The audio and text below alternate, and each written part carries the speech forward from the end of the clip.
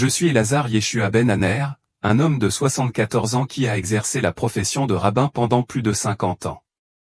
Tout au long de ma vie, j'ai fermement cru que Jésus n'était pas le Messie.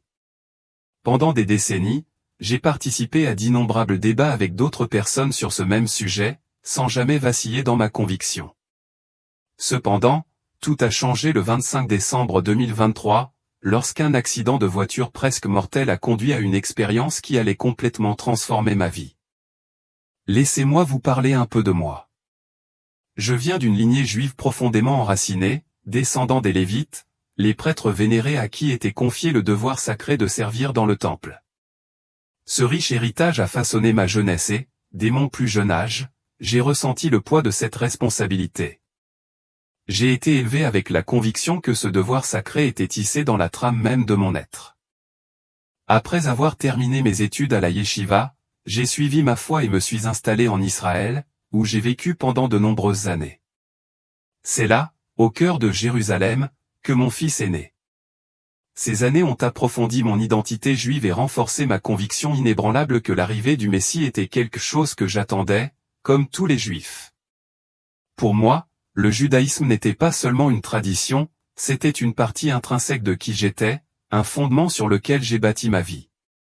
Tout au long de ma vie, j'ai cherché à vivre d'une manière qui reflétait ma dévotion à Dieu, en respectant les commandements et en embrassant les enseignements sacrés. Je croyais profondément que ma foi était le vrai chemin, que je marchais sur les traces des justes. Mais ce jour fatidique, le 25 décembre 2023, un événement s'est produit qui allait remettre en question tout ce que j'avais toujours connu et cru, et m'engager sur un chemin complètement inattendu et nouveau. La journée avait commencé comme n'importe quelle journée ordinaire. Il faisait froid et je rentrais chez moi, à quelques kilomètres de ma destination, sans penser à autre chose. Soudain, la voiture devant moi a freiné brusquement. J'ai réagi instinctivement, mais la route verglacée m'a fait perdre le contrôle et j'ai percuté un autre véhicule. L'impact a été immédiat et violent, suivi d'un silence assourdissant. Puis, tout est devenu noir. Lorsque j'ai repris connaissance, je me suis retrouvé dans un endroit qui ne m'était pas du tout familier. Au début, j'ai cru que je rêvais simplement, peut-être pris entre la vie et la mort. Mais au fil des minutes, j'ai réalisé que ce n'était pas un rêve. Ce que je vivais dépassait de loin tout ce que j'aurais pu imaginer. L'air autour de moi était suffocant, lourd d'un poids oppressant qui semblait peser sur mon âme. Une obscurité m'enveloppait, si profonde et si dévorante qu'elle semblait presque tangible.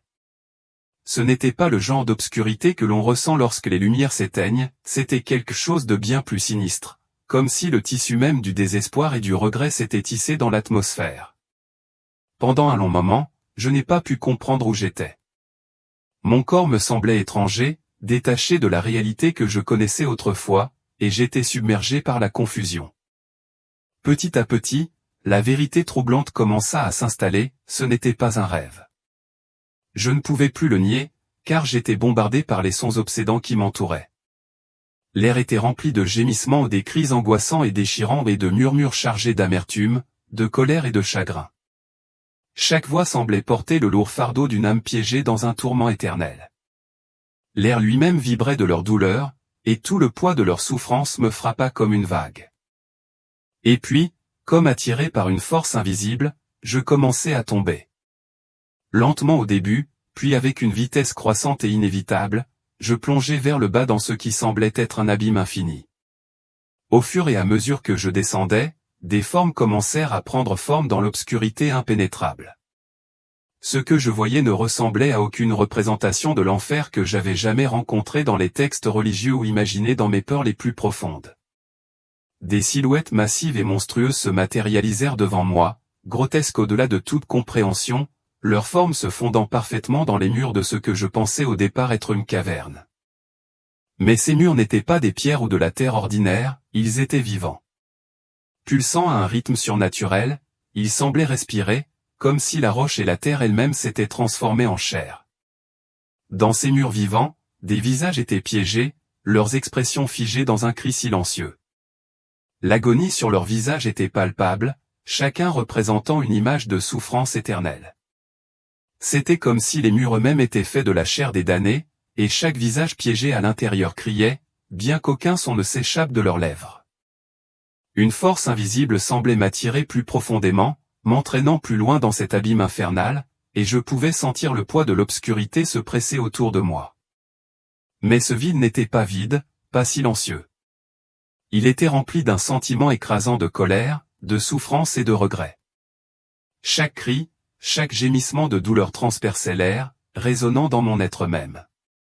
Chaque cri semblait faire écho à travers la structure même de l'existence, m'entraînant plus loin dans un cauchemar auquel je ne pouvais ni m'échapper ni comprendre.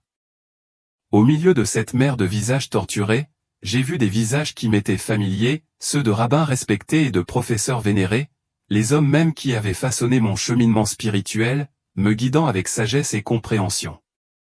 Mais ici, dans ce lieu de tourment, leurs visages étaient déformés par l'angoisse, leurs yeux écarquillés par la terreur et la douleur. Les voir dans un tel état, piégés dans un endroit comme celui-ci, m'a profondément ébranlé. Si ces hommes ou des hommes vers qui je m'étais toujours tourné pour trouver des conseils souffraient de cette façon, quel espoir y avait-il pour quelqu'un comme moi? À ce moment-là, avec une clarté brutale, j'ai compris où j'étais. C'était l'enfer. C'était un lieu de souffrance au-delà de toute mesure, un lieu où le tourment de l'âme ne cessait jamais. Et dans cette prise de conscience, le poids de mon propre destin pesait sur moi avec une force implacable. Lorsque ma descente a finalement pris fin, j'ai été obligé d'affronter la véritable ampleur de mon environnement. Devant moi se trouvait une étendue infinie de vallées ardentes, où les flammes dansaient et se tordaient avec une présence vivante et inquiétante. La chaleur était écrasante, me brûlant non seulement au sens physique du terme, mais d'une manière qui pénétrait profondément dans mon âme, comme si le feu lui-même brûlait mon être intérieur. Ces vallées, vastes et apparemment infinies, étaient remplies de silhouettes obscures des êtres qui défiaient toute classification, ni humains ni animaux. Leurs formes se tordaient et se contorsionnaient de manière grotesque, chacune reflétant une âme tourmentée piégée dans une souffrance éternelle. Leurs cris et leurs hurlements résonnaient dans l'air, chacun étant une expression poignante de douleur et de regret, résonnant dans la structure même de cet endroit infernal. Alors que je me tenais là, luttant pour comprendre l'ampleur de ce dont j'étais témoin, j'ai commencé à remarquer quelque chose qui m'a fait froid dans le dos. Parmi la multitude de silhouettes souffrantes, j'ai reconnu plusieurs rabbins éminents ou des hommes que j'avais connus et profondément respectés. Il ne s'agissait pas seulement de spécialistes des Écritures, mais de professeurs vénérés qui avaient consacré leur vie à Dieu, qui m'avaient transmis leur sagesse et m'avaient guidé dans l'interprétation des textes sacrés. Pourtant, ils étaient là, enchaînés et immergés dans les profondeurs de l'enfer. Les voir dans un tel état a brisé toutes mes croyances sur la justice, le salut et l'ordre divin. Il est devenu douloureusement clair que ce n'était que le début d'une série de révélations qui allaient changer à jamais ma compréhension de la vie, de la mort et de la foi. En m'approchant, leurs visages sont devenus plus distincts. Les expressions gravées sur leurs traits étaient indubitables, gravées de la profonde douleur du regret, leurs visages autrefois autoritaires et sages maintenant tordus par l'agonie. Voir ces hommes, les individus mêmes qui avaient autrefois façonné mon cheminement spirituel, souffrir de cette façon a été un coup dur pour moi. Mais parmi eux, un visage se démarquait des autres, un rabbin qui avait été mon mentor depuis mon enfance, l'homme qui m'avait enseigné les écritures sacrées à la yeshiva. Je le regardais avec un respect inébranlable, mais son visage ne reflétait plus que désespoir et désespoir. Poussé par un besoin désespéré de compréhension, je me suis rapproché de lui et j'ai ouvert la bouche pour parler, mon cœur battant à tout rompre. « Pourquoi es-tu ici? Comment est-ce possible? » Je voulais savoir. Avant que je puisse prononcer un mot de plus, la voix rauque et lourde de chagrin du rabbin rompit le silence. « Nous avons eu tort, murmura-t-il, ses paroles imprégnées de regret.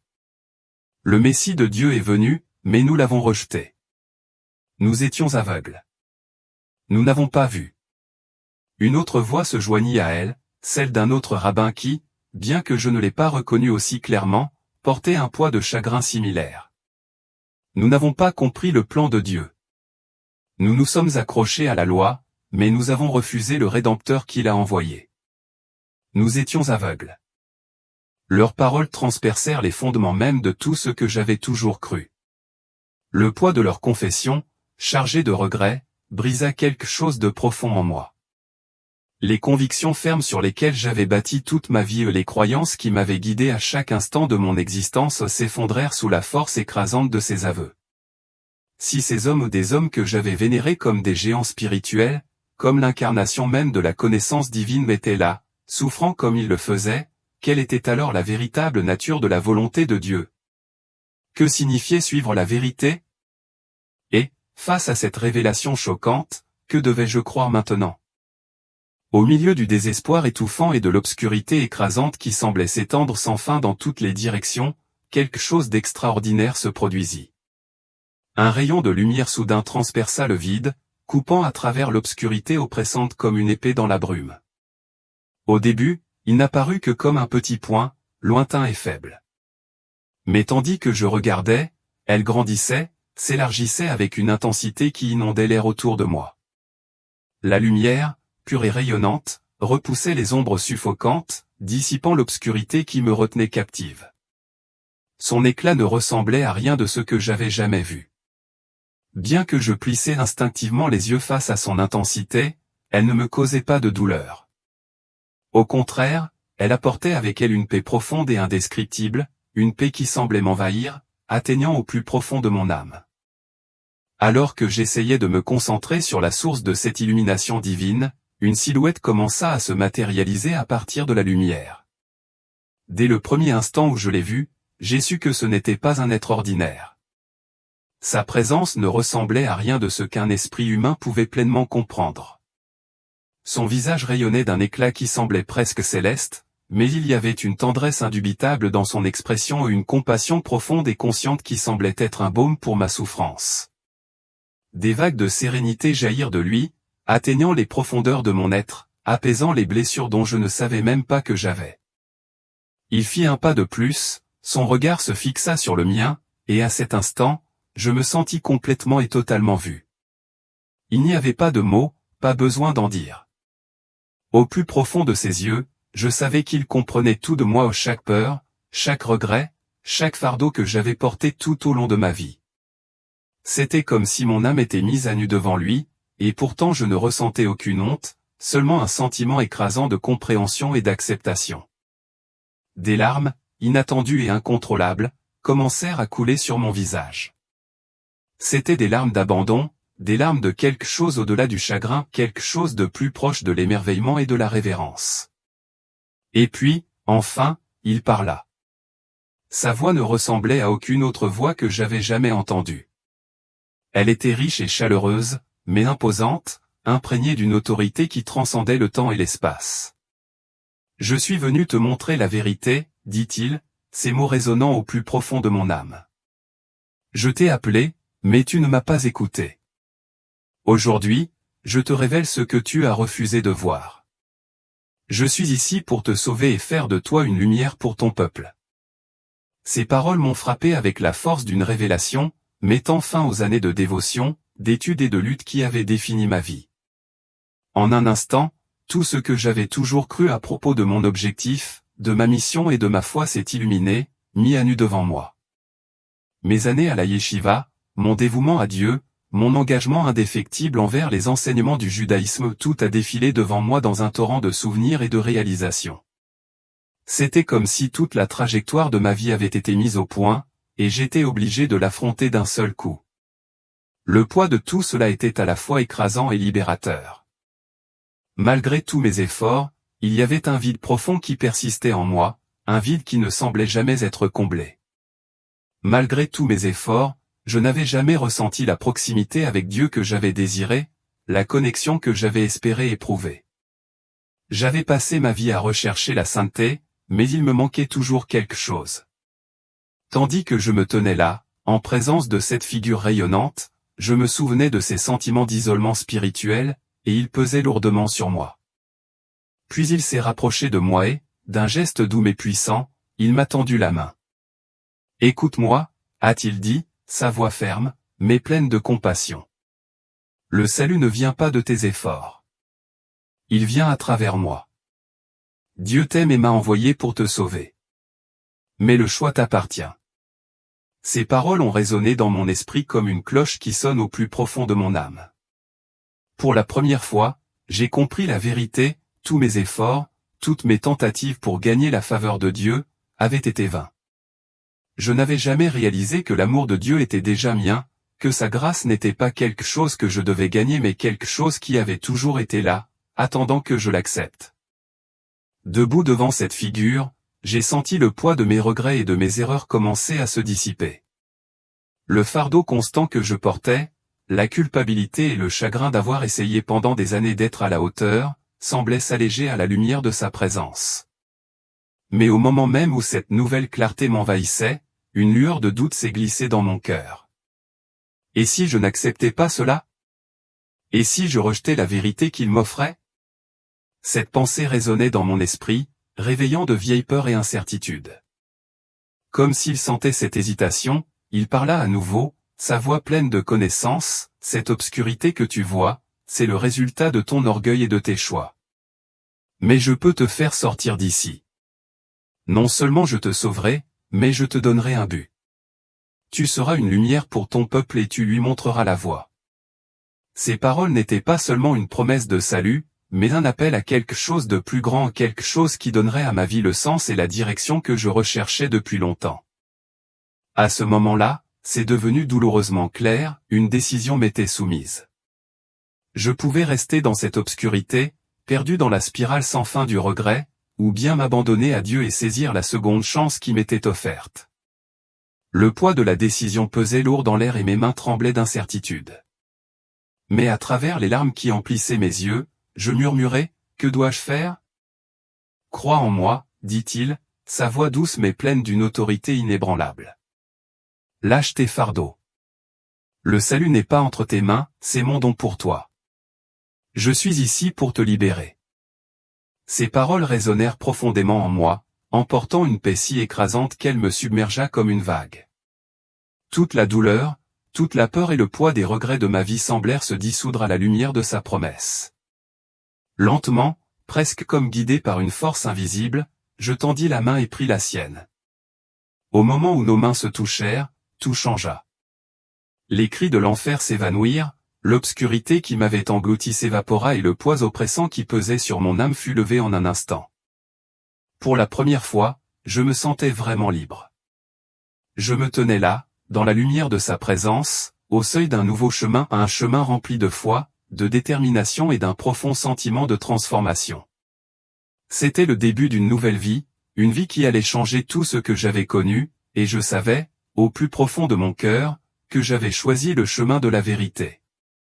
Quand j'ouvris les yeux, une lumière blanche aveuglante m'accueillit, mais ce n'était pas le rayonnement divin qui avait percé les profondeurs de l'enfer. Non, cette lumière était froide, stérile, l'éclat fluorescent des plafonniers d'hôpitaux. Peu à peu, la réalité commença à prendre forme autour de moi, le faible bourdonnement des moniteurs médicaux, les doux murmures des médecins et des infirmières, l'odeur inimitable d'antiseptiques emplissant l'air. J'étais en vie. J'avais survécu à l'accident, même si je ne parvenais pas encore à donner un sens au voyage spirituel qui avait eu lieu. Physiquement, j'étais intact, mais mon âme ressentait le poids de la vision dont j'avais été témoin, les cris perçants de l'enfer, les visages tristes des rabbins et, surtout, les paroles de Jésus qui continuaient à résonner dans mon esprit, résonnant comme un coup de tonnerre dans mon cœur. Tout avait changé pendant les quelques instants que j'avais passés dans cet autre monde. Et maintenant, de retour aux confins de ce monde, j'étais allongé dans mon lit d'hôpital, repassant chaque détail encore et encore. Était-ce le salut? Avais-je vraiment été sauvé? Ou cette obscurité reviendrait-elle me chercher? J'avais été sauvé par la lumière de Jésus, mais maintenant, que devais-je faire de cette nouvelle vérité? Mon esprit était une tempête d'émotions et de pensées contradictoires. Mon passé s'accrochait à moi comme une ombre qui refusait de me lâcher. Les années passées à la yeshiva, les enseignements de mes rabbins, mon engagement de toute une vie à vivre selon les lois de Dieu, tout cela était profondément ancré dans mon identité. Ces croyances n'étaient pas seulement les miennes, mais étaient partagées avec ma famille, mes mentors et ma communauté. Les remettre en question maintenant, remettre en question tout ce qu'on m'avait enseigné, me semblait être une trahison ou un acte qui me couperait de tout et de tous ceux que j'avais connus. La peur de devenir un paria, de perdre ma place parmi ceux qui m'étaient chers, planait comme un nuage noir sur mon cœur. Mais la vérité qui m'avait été révélée, la vérité dite par Jésus, se tenait ferme et inébranlable devant moi comme une montagne imposante. Je suis venu pour te sauver et faire de toi une lumière pour ton peuple, résonnaient ces paroles, résonnant dans mon âme avec une puissance que je ne pouvais nier. Comment pouvais-je tourner le dos à quelque chose d'aussi profond? Comment pouvais-je ignorer une vérité qui avait percé les profondeurs de mon être? Coincé entre deux mondes, je me suis retrouvé pris dans une tempête spirituelle, déchiré entre mes croyances passées et la réalité indéniable de ce que j'avais vu et ressenti. La clarté de cette vérité était écrasante, et pourtant, le chemin à suivre me semblait incroyablement difficile. Comment pourrais-je réconcilier l'homme que j'avais été avec l'homme que j'étais maintenant appelé à devenir? Que devais-je faire de cette révélation, et comment pourrais-je parcourir le chemin qui m'attendait sans abandonner tout ce qui m'avait défini pendant si longtemps? Le choix était décourageant, mais au fond de moi, je savais que je ne pourrais jamais oublier ce dont j'avais été témoin, ni ignorer l'appel de Jésus à être une lumière pour mon peuple. Je me suis retrouvé aux prises avec une question qui consumait chaque partie de mon être. Si Jésus est vraiment le Messie, cela signifie-t-il que toute ma vie a été construite sur un mensonge? Ou est-ce l'accomplissement de tout ce que j'ai toujours connu, la vérité ultime que j'attendais? Ces questions tournaient dans mon esprit, implacables et insistantes. Alors que j'étais allongé dans mon lit d'hôpital, entouré du bourdonnement stérile des machines et de la légère odeur d'antiseptique, je ne parvenais pas à trouver une réponse définitive, mais une chose était sûre, ces questions exigeaient une réponse. Cette expérience ou ce voyage dans les profondeurs de l'enfer, la vision des rabbins et les paroles de Jésus n'étaient pas un accident, ni une hallucination passagère. C'était une réalité profonde qui avait ébranlé le cœur même de mon âme. Je ne pouvais pas simplement l'ignorer ou la rejeter comme un rêve étrange. J'ai donc pris deux décisions. Tout d'abord, je revisiterai les croyances qui avaient façonné ma vie avec un esprit ouvert. Je me permettrai de remettre en question et d'explorer, sans les contraintes de la tradition ou de la peur. Deuxièmement, je me lancerai dans un voyage pour étudier qui était vraiment Jésus. J'avais besoin de mieux comprendre, d'approfondir la vérité qui m'avait été révélée, même si cela me mettait mal à l'aise. Je me trouvais à un carrefour dont je ne pouvais pas me détourner. Après ma sortie de l'hôpital, les souvenirs obsédants de ce que j'avais vu et entendu en enfer me suivaient partout où j'allais. Les cris des rabbins, leur angoisse et les paroles de Jésus résonnaient dans mes pensées, ne me laissant jamais de répit. Ce qui avait été autrefois un système de croyances simple et inconditionnel semblait maintenant s'effondrer face à cette nouvelle réalité indéniable.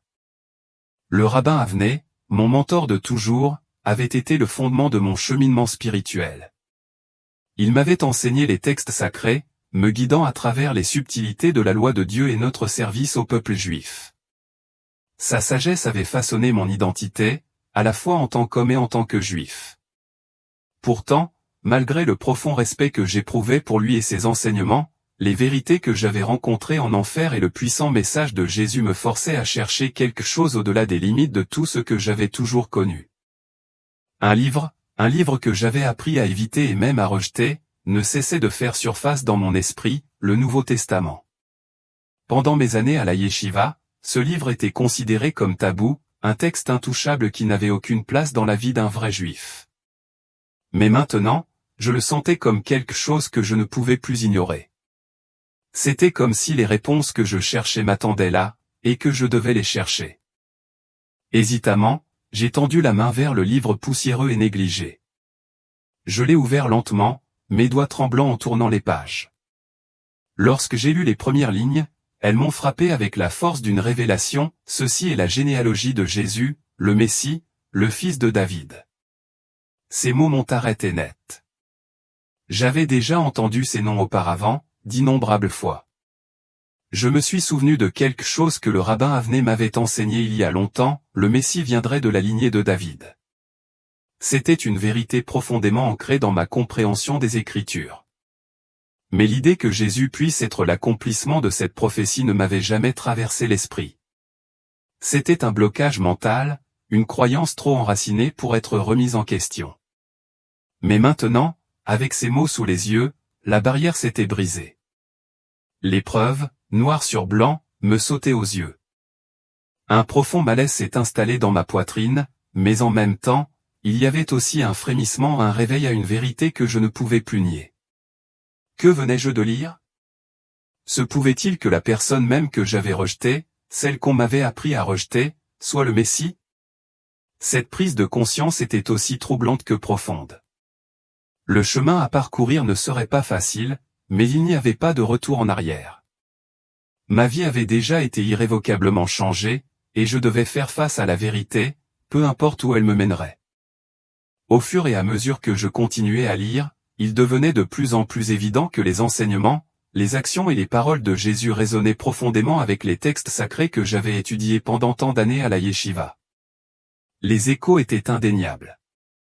Son appel au salut me semblait profondément personnel, comme s'il avait été destiné uniquement à moi. Pendant des décennies, je m'étais appuyé uniquement sur mes propres efforts pour me rapprocher de Dieu, croyant que le salut venait de mes efforts et de mon adhésion à la loi. Mais maintenant, j'ai appris que Dieu avait déjà fait tout ce qui était nécessaire et qu'il m'offrait le salut comme un don gratuit et immérité. Cette révélation m'a profondément ébranlé. Ce voyage, cet éveil spirituel m'a forcé à réévaluer non seulement mon passé, mais aussi mon avenir.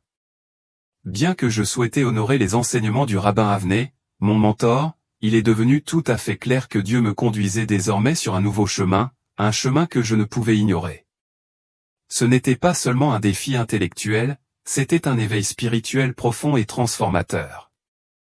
La vérité m'avait été dévoilée et j'ai réalisé, avec à la fois inquiétude et certitude, que je n'avais pas d'autre choix que de la suivre. Malgré les troubles et les luttes intérieures, je savais que je devais suivre le chemin que Jésus m'avait montré. Ce n'était pas une décision facile. Le poids de ce choix n'était pas seulement un changement de croyance, mais une réforme complète de mon identité. Tout ce que j'avais connu et chéri autrefois était en train d'être redéfini. Mais à la lumière de Jésus, j'ai découvert une vérité si puissante qu'elle valait tous les sacrifices. Pour la première fois de ma vie, j'ai pu voir clairement quel était mon but. Dieu m'avait non seulement sauvé, mais il m'avait aussi appelé à partager son message, un message destiné non seulement au peuple juif, mais à toute l'humanité. C'était un message de salut, d'espoir et d'amour qui transcendait toutes les frontières. En embrassant ce nouveau voyage, j'ai ressenti un profond sentiment de paix et une conscience plus profonde de l'amour inconditionnel de Dieu. Toute ma vie, j'avais lutté pour me rapprocher de lui, mais maintenant je comprenais qu'il m'avait déjà accepté. La prise de conscience que l'amour de Dieu avait toujours été avec moi, que ce n'était pas quelque chose que je devais mériter, est devenue la lumière qui guidait chacun de mes pas. Cette vérité m'a donné une nouvelle raison de me réveiller chaque jour, et elle est devenue le cœur de mon être. Partager le message de salut de Jésus est désormais devenu la mission de ma vie. Ce n'est pas seulement un appel, c'est un objectif divin qui honore mon passé tout en façonnant mon avenir. Je m'engage à consacrer le reste de ma vie à diffuser cette vérité, confiant qu'elle fait partie du plan de Dieu pour moi. Ce chemin n'est pas seulement pour moi, c'est un chemin que je dois parcourir au service de Dieu et de mon peuple. C'est mon nouveau départ. Je ne suis plus seulement un lévite, je suis un témoin de l'amour et du salut de Dieu.